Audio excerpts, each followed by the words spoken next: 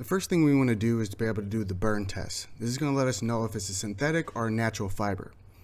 Determining whether it's a synthetic or natural fiber is crucial for you to be able to do the proper testing afterwards.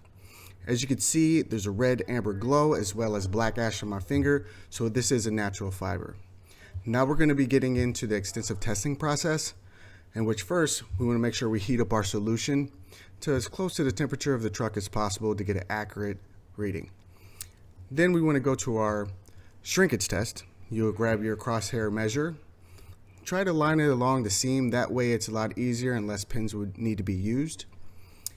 And then after that you will tee off every corner, that way it is an accurate measurement. As you can see on there, we have the blue tape that is marked for the solutions we're going to be testing. We take our heated solutions, which are numbered, and we saturate those areas. By saturating those areas, we're going to get a really good test on whether or not it's going to shrink, discolor, or if any of the colors are going to bleed.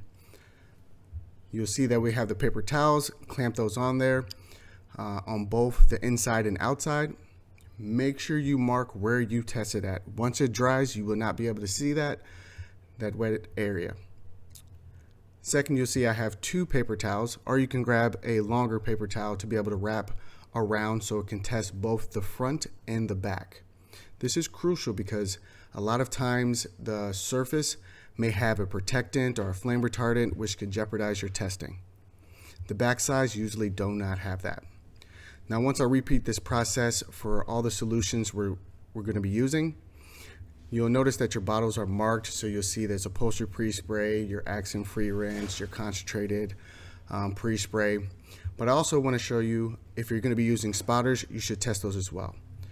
General spotter, your coffee tea, if you're going to be using Stain Magic or any other spotting agent, test it first, especially if it has an oxidizer like coffee and tea.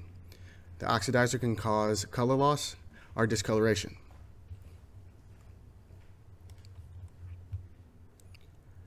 Now the next step I'm going to do is, after we get all of those clamped, make sure everything is marked properly, we're going to put it in front of the air mover. That way it can dry up as much as possible, and during that time frame, if you want to do your vacuuming step, then you can. You will also see that I have a hair dryer on top of the air mover to be able to heat up that air and make it to where it speeds up that drying process.